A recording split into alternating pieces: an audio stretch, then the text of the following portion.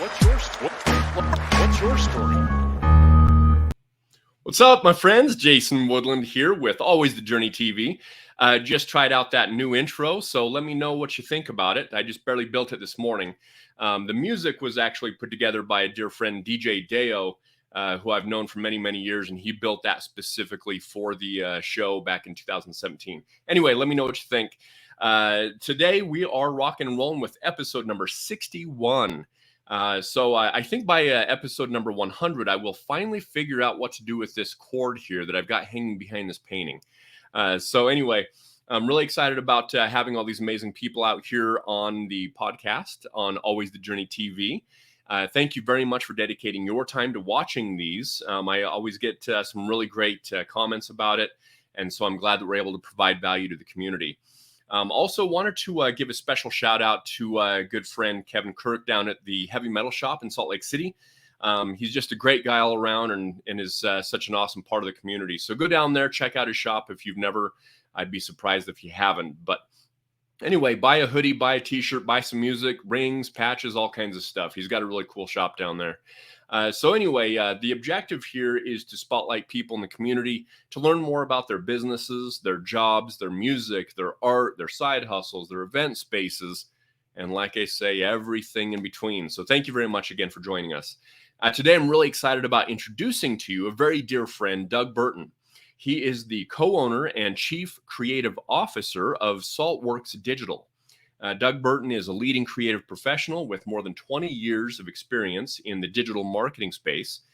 Doug has developed web and interactive content for some of the world's most respected brands, including Quaker Oatmeal, French's Mustard, Huggies Diapers, Dove Soap, and Clorox.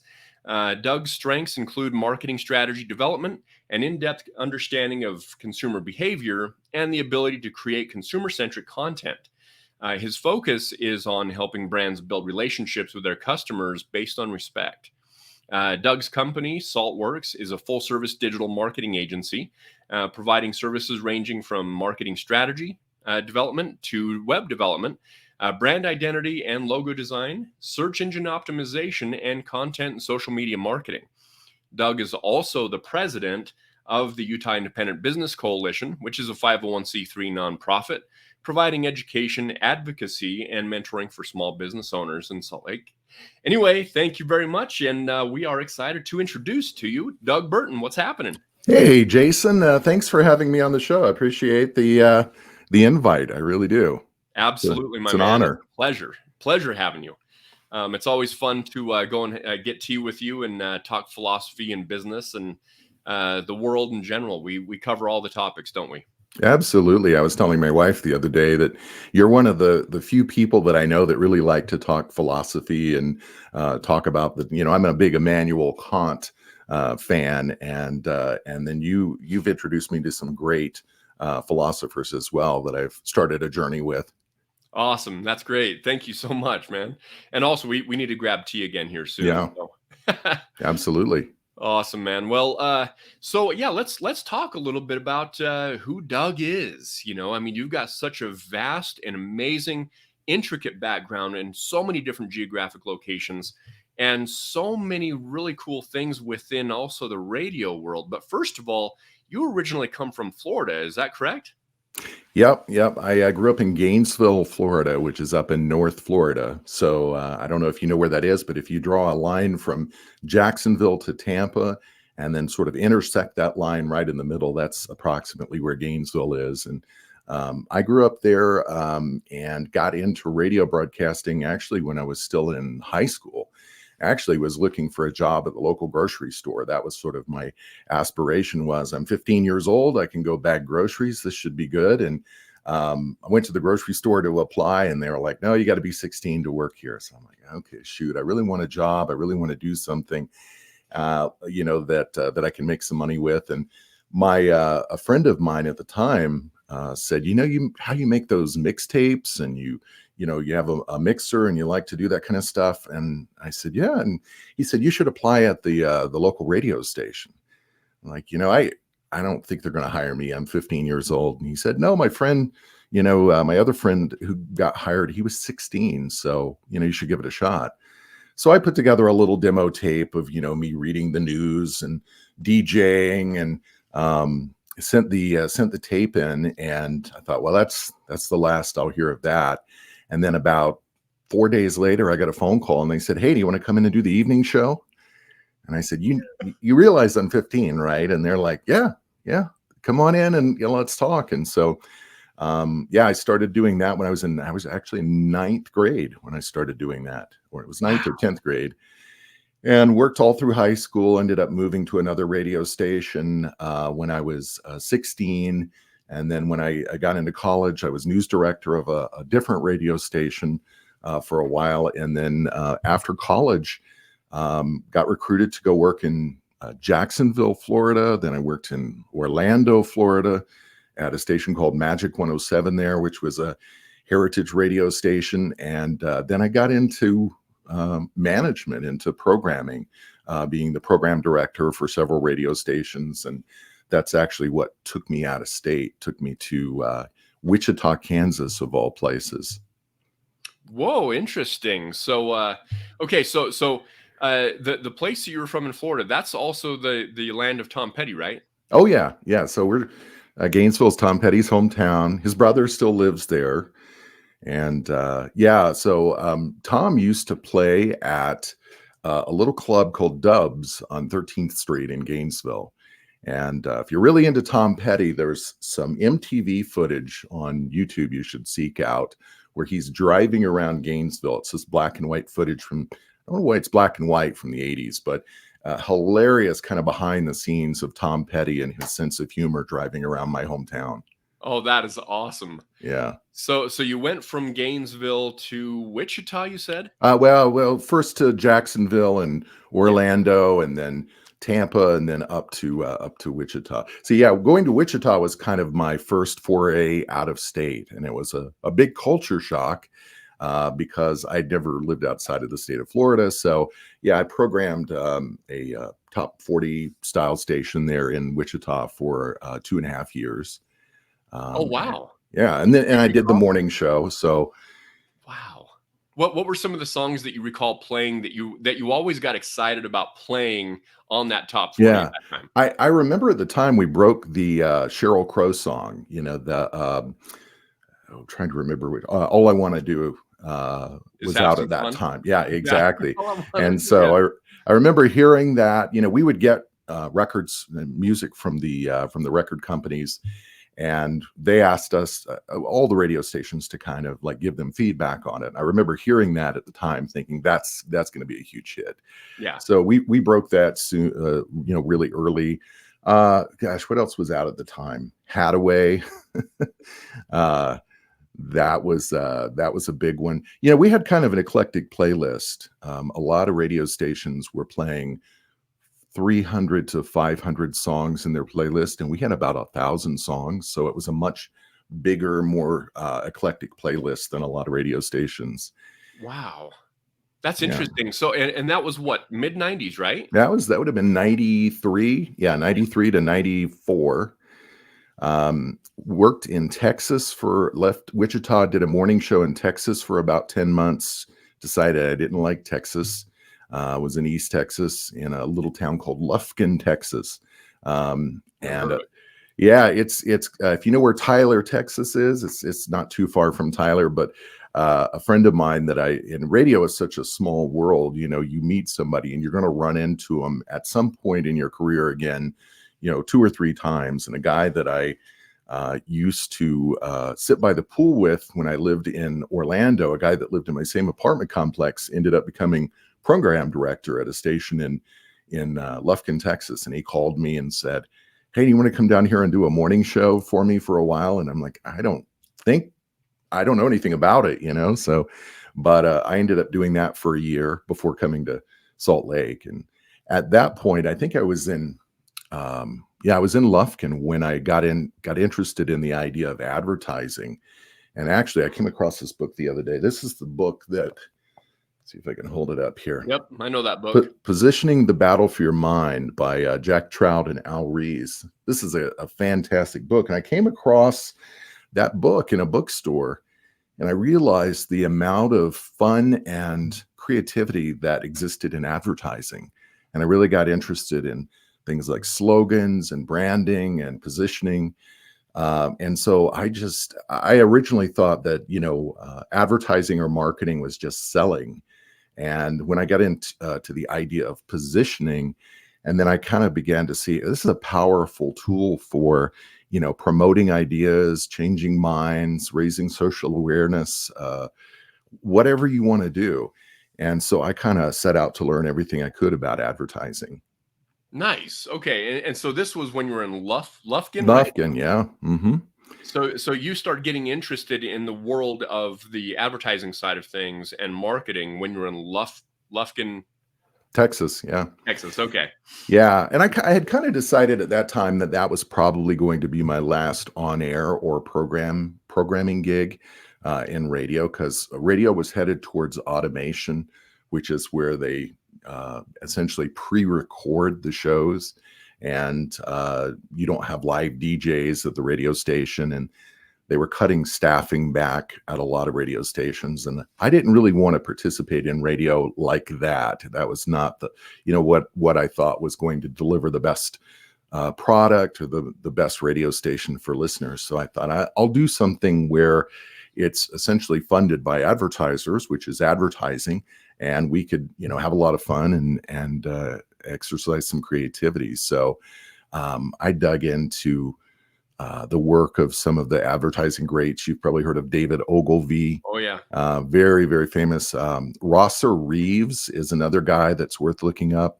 And then Bill Bernbach. Bill Bernbach did the famous Volkswagen ads, the print ads of the 60s that have the very stark image of the Volkswagen, and it says lemon, the one that was rejected because it didn't meet the quality standards.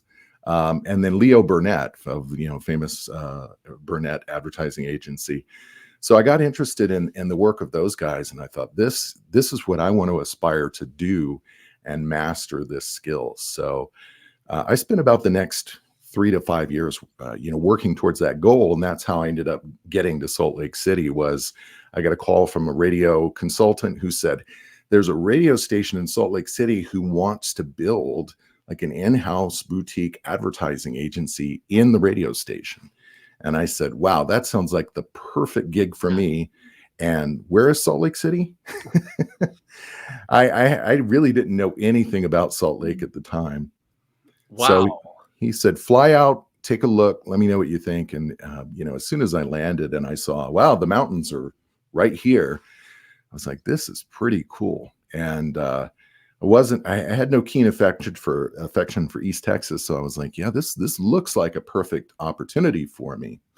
And so I'll tell you the next part of this story in a second. But the place that I went to work, and this kind of goes to this creative visualization thing that I've started to get into about the same time as the advertising side of things.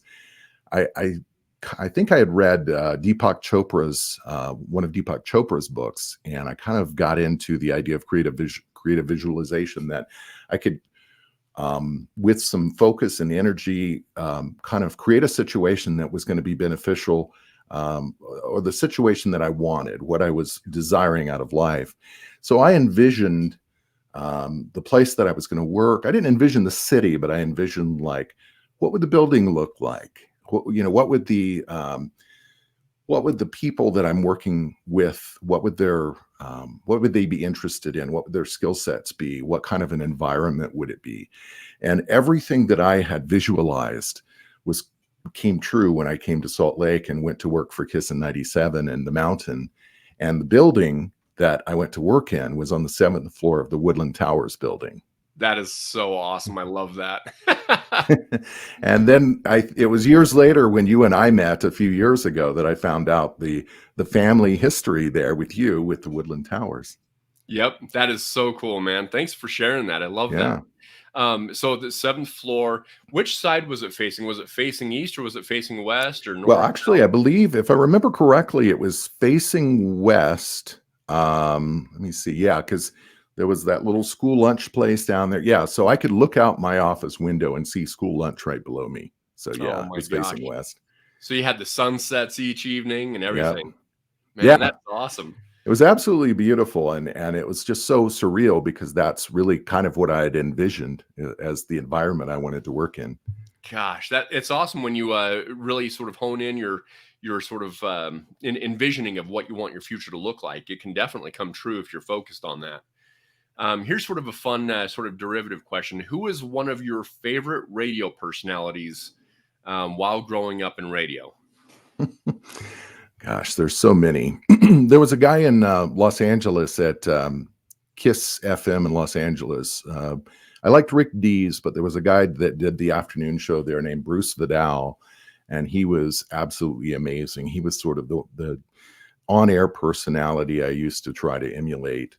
And then there was another guy. Of course, I'm a huge Phil Hendry fan. I've Oh yeah. only become familiar with Phil Hendry in the last 10 or 15 years. But so I guess growing up, it was probably Bruce Vidal and another guy by the name of Joji Kincaid, who actually worked in my hometown much before I was, old enough to listen to the radio. He worked in San Diego at KKLQ in San Diego, and he's an amazing talent. If you want to see somebody with more energy than you can imagine, go search Joji Kincaid and look at some of his air checks from KKLQ. Was he big back in the 80s and 90s or He what? was, yeah, in the really in the 70s and 80s and early 90s. He's still on the air. I believe he works in Tampa now, but yeah, he was amazing. And Bruce Vidal unfortunately passed away a couple of years ago, but he did the afternoon show at Kiss in Los Angeles for probably 10 or 12 years. Wow. And of course we can't forget Casey Kasem, right? Yeah, Casey was great. Yeah, His always. voice is so just like it just connects so much to the 80s, doesn't it? It really does. And I mean, the 70s and the 80s, and he was one of the first, I would say one of the first DJs to really cross over into TV. He and Dick Clark, Dick Clark started out in radio too. And Rick Dees, for a very short period of time, had a TV show. But Casey Kasem's probably one of the most successful on TV and radio. Oh, wow. Okay. Interesting. So on that transition, so you come up from Texas to Salt Lake City, you're working for Kissin' FM. Yeah. Right? Okay, cool. So you're sort of building out their sort of advertising department, and so tell us a little bit more about some of those things that you were building out with them. Yeah. So what I wanted to do, my vision to work with them was to go out and really get to know the client and the client's needs. So, historically, radio stations were essentially you would kind of just have the sales rep come back, say, "Hey, we've got a new client. Here's some information about the business, write a script," and somebody would write a script and they would record the ad, and it was kind of what we call rip and read.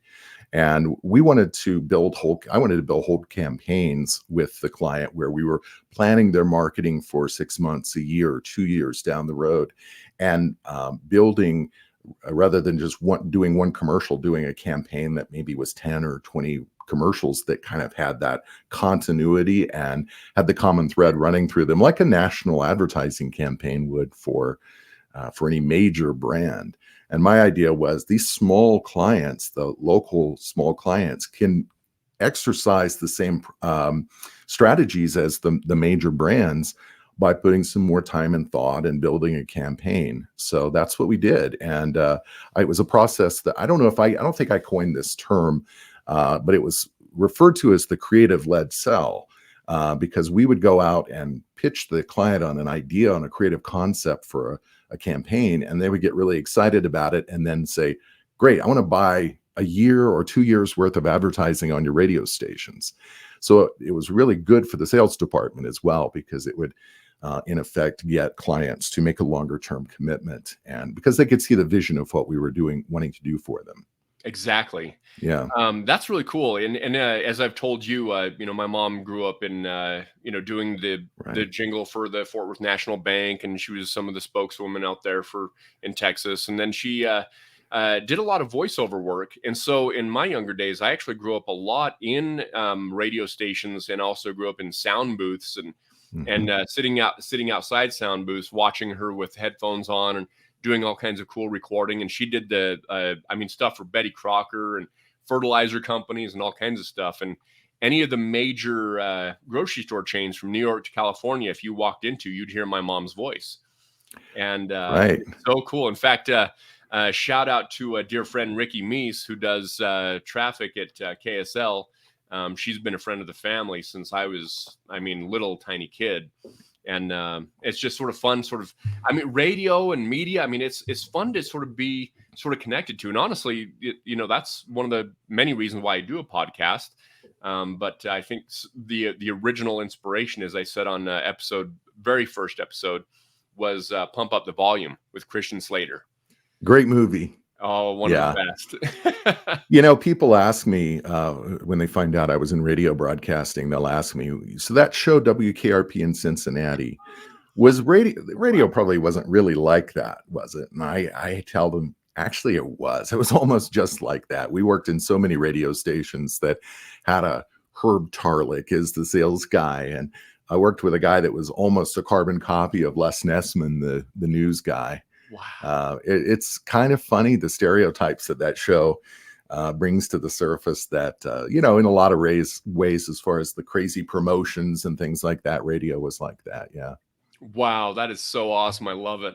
So tell me a little bit more about the path and that transition from radio. So when did you realize that the sort of writing on the wall for radio was sort of like it was coming to the end for you? What did that look like? Yeah, and that's kind of what happened in the mid 90s when I was in Texas. And when I got to Salt Lake, I had pretty much decided my goal was to open a full service advertising agency. And so I was working at Clear Channel as creative director at Clear Channel by 2001. And I got offered the contract to do the radio production, essentially be the radio production agency for the Olympics, for the Winter Olympics. And so we got that contract, and I started my agency at that point and ran that firm for about 2 years. And did everything from billboards to TV ads. Clients would ask me, can you, I know you do radio ads, can you build a website? And that's kind of how I got into the website side of things was, yeah, we can do that. And I was just teaching myself at the time to, code in HTML, and Flash was becoming a thing at the time. Of course, that's not a thing anymore. It's completely gone away. But I was starting to get into that side of things. And so I ran that agency for 2 years, and then thought I'm never going to work for anybody again because I enjoy working for myself. And I actually got offered a job by a company based here called In-Store Broadcasting Network. And they were looking for someone who had advertising agency experience and radio experience. Oh, wow. And so I was probably one of maybe 3 people in the city that had that kind of crossover experience at the time. And so I ended up becoming director of programming and creative director for In-Store. And so essentially what In-Store did was they provided music and programming and music for grocery stores. So you talked about your mom's voice being in the grocery stores, the little ads that you would hear in the grocery stores for different products, and the music that plays in the grocery stores. So we were in Kroger, Safeway, Super Value stores, all the big chains, Walgreens, Rite Aid. It was about 30,000 stores in the end in the United States and Canada. And so I ran the team that worked with the CPG companies, the consumer packaged goods companies, to work with, Kraft and Pepsi and Hallmark and companies like that were advertising in the stores. Wow, that is fascinating. And that was probably 2002? Yeah, 2004 and I actually worked there till 2013. So I was there a really long time and I got some really nice experience working with Kroger based out of Cincinnati. So I was traveling a lot in and out of, meeting with Kroger and Walgreens in Chicago. And so I got some big brand experience that I had been lacking at that point. But that was very enriching. And what I found out, interestingly, was the big brands, while they have much bigger budgets, they don't have any kind of a secret sauce that, small companies can't replicate as far as good marketing strategy, quality produced, content, Small companies can do the same thing. It just requires a little more effort, and you have to find the right partner to work with to develop that content for you. Yeah, I mean, we've seen time and time again these sort of fun, one-off commercials of some smaller business, and then it takes off and goes viral. I mean, you see that with I think it was the Dollar Shave Company, where you just go to Yeah. the warehouse and there's all this commotion going on, and then Squatty Potty. Yes. I mean, that ad is still a slam dunk. Squatch, Dr. Squatch is another one that is sort of similarly viral with their videos, and they started out small too. So, Nice. yeah, the tools are out there, and now with the internet, it's kind of been the great equalizer as Advisor. far as Yeah, giving small brands the opportunity to compete with larger brands without having to spend literally hundreds of millions of dollars that a large brand might spend on traditional media. exactly. So tell us a little bit more specifically about Saltworks. So, like, I mean, if someone watching this, they're like, you know what, I want to work with Doug. So, what is the main things that you guys focus on? Yeah, and we're a little bit of an outlier when it comes to web development companies or digital marketing agencies, in that a traditional web development company will have coders, graphic designers, social media people, probably someone who does SEO. But because my background is working on strategy, on marketing strategy, and I have a background in understanding, psychology and consumer behavior, we spend a lot of time working on the strategy part of the campaign for clients. So that's the piece that we kind of bring to the table that I think is a little bit unusual. There are a few other firms in town that do that, but we've even started getting into doing some market research and feasibility studies for clients who are trying to determine, do they have a viable business? Is this a model that could work? And we approach it from an advertising standpoint to try to understand, how much money would you need to spend in marketing or advertising Mm. to get the customer in? How are you going to price your product? And can you make that work?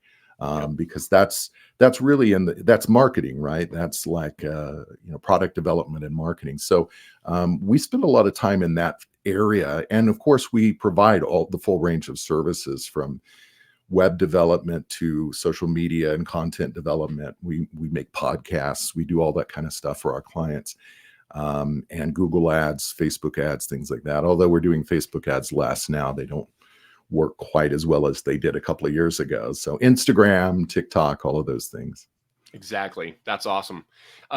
What about geographic locations? So, I mean, I'm assuming you work with people all over the Yeah. country, possibly all over the world, right? So, Yeah, I mean, most of our clients are in North America. We did build a website for a client in Haifa, Israel, a couple of years ago, which was fun because we built it in English and in Hebrew. So, Hebrew is one of those left to right languages, so everything has to flip with the website and read from right to left. Yep. So, but yeah, our clients, I guess our farthest away client right now is in Toronto.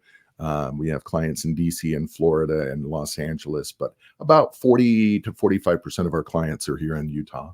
Nice. That's great. Yeah. What would you say your, let's say, perfect client profile looks like? So, like, who would make a good referral for your business? Really, any small business or startup or medium-sized business for that matter. We're not ruling out large companies, but generally they are already have an advertising or marketing agency that they're working with. So we like working with startups and small companies, but someone who has a plan, at least for growth, that we can help them with, that we can be a part of and help them meet their goals. If they've vetted their idea and they have a business plan and they're ready to, develop a marketing strategy that ties to that business plan. We also work with a lot of brick and mortar stores that have been really struggling through COVID, trying to help them figure out some alternative strategies to market, to maybe not necessarily just get people into their business, but sell online. So, a lot of businesses have found success selling online. So I think that's something that would, is sort of a great client for us, as somebody that's looking to sell online, who's never sold online before, and they just kind of need everything from soup to nuts in that regard. That's awesome. Do you have any kind of a story to share of something that was maybe one of the most, maybe either outlandish or interesting or bizarre marketing strategies or concepts that you put in place for business? Wow, that's a really good question. Bizarre or outlandish? I mean, lots of bizarre and outlandish stories from radio broadcasting, you know. Bet. We did a thing in radio one time called Stuff the Studio, where we had a like a closet sized broadcasting booth. It was probably 8 feet by 8 feet, and our frequency was 95.3.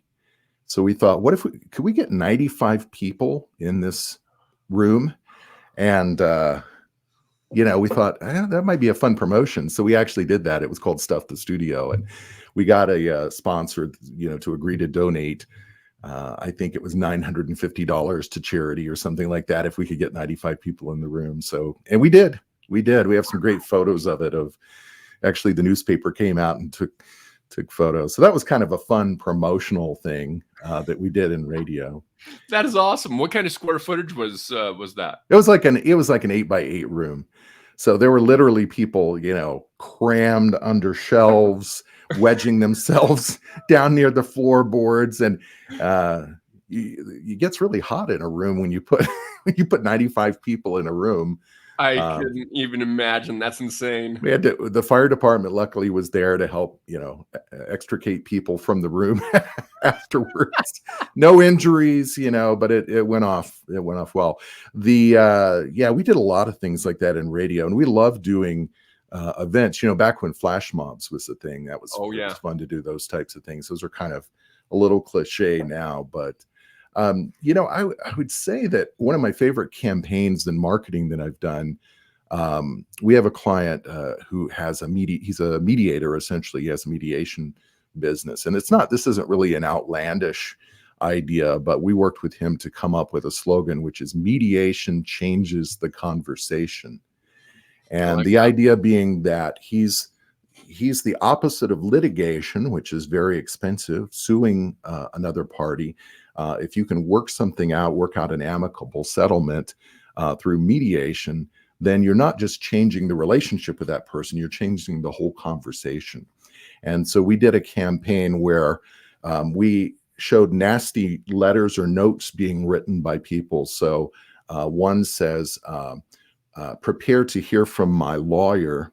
And then on the website, we scratch out lawyer, and Jason's hand writes in florist. So prepare to hear from my florist. That's awesome. And so I think that was kind of a fun campaign that we did. And we that goes along with the whole concept of what he does. So shout out to Jason Barber. He's an amazing mediator too, if anybody needs help of another Jason. That's awesome. I knew two amazing Jasons, so.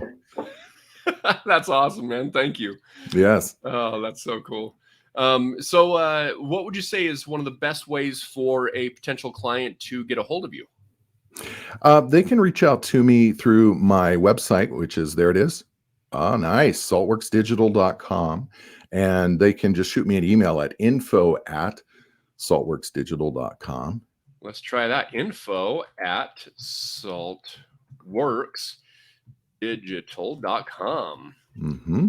Let's build that. Let me make sure I got it spelled right. How does that look? That's it.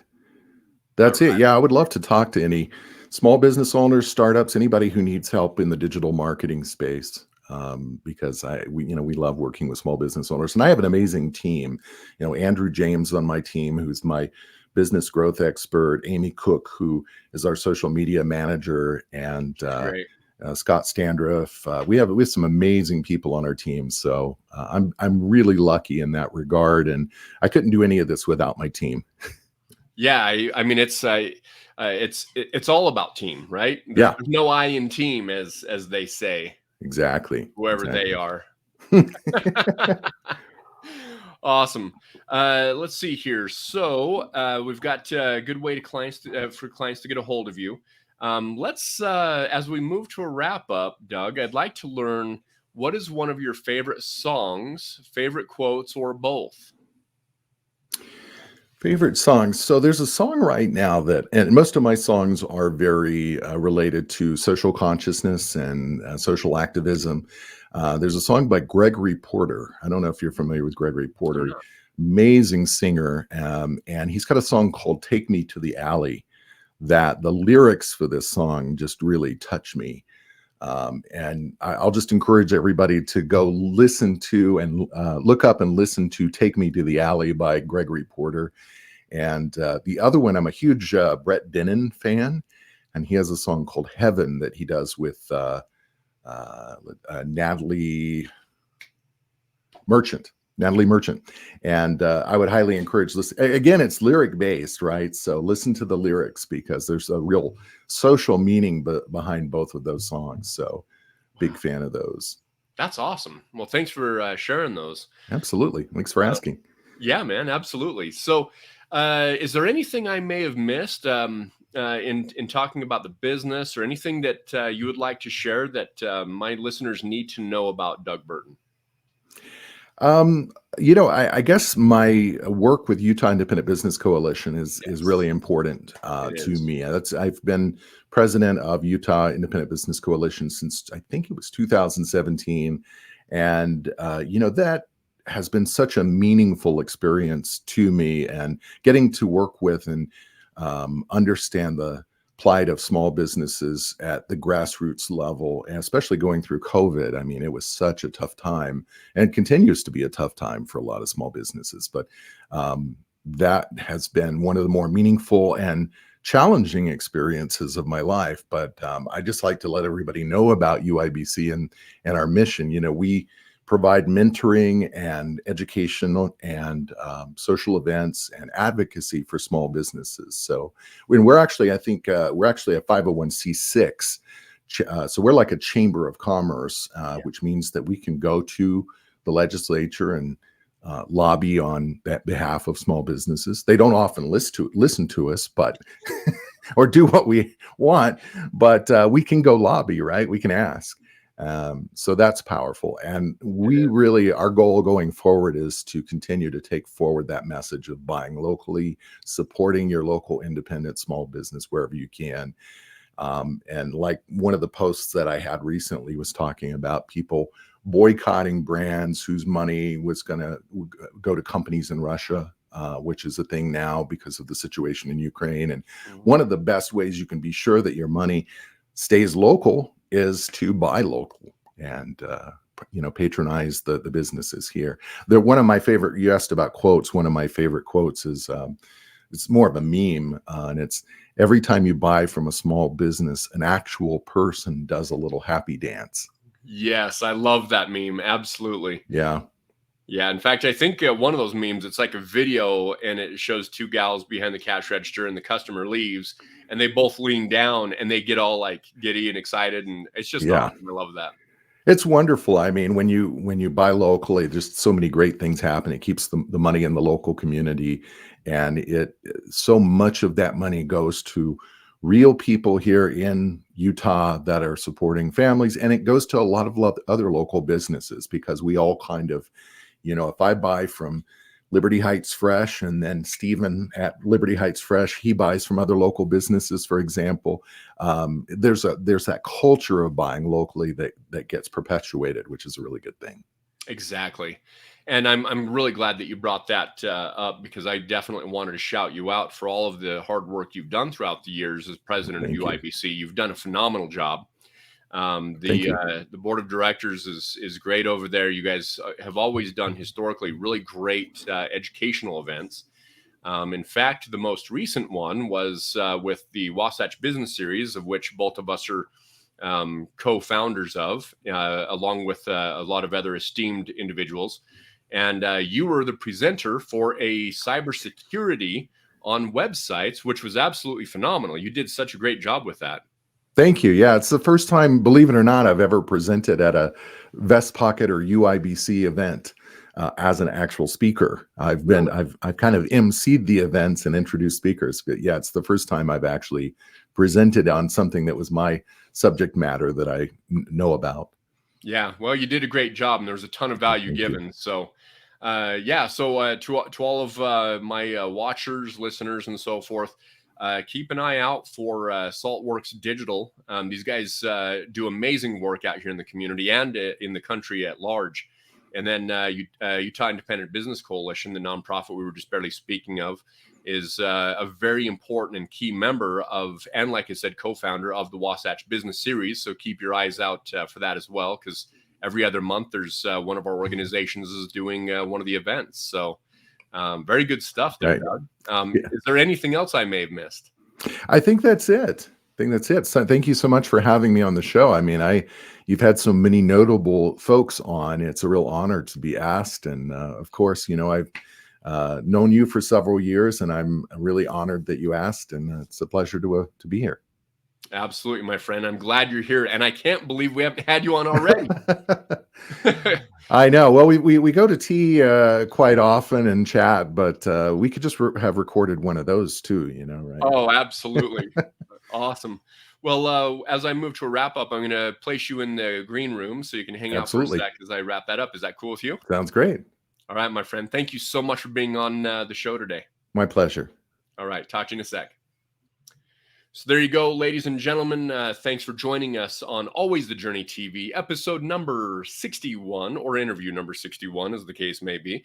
Please subscribe to the channel. I sincerely appreciate everybody who has already done so. I always point to both. I get mixed up on this video because the subscribe button is somewhere in the corner. So do that, please. Throw us a thumbs up on the content if you liked it, and I'm sure you did. And if you have any questions for Doug regarding Saltworks, reach out to him. If you need a website redone, I mean, you've got he's got a whole suite of products, and he's absolutely amazing. And you got to know this guy anyway. He's just a phenomenal guy. So thank you so much for joining us today. I appreciate your time, dedication, and watching this show. And I wish you an amazing week. I'm going to go ahead and throw up the outro now. Take much care, my friends.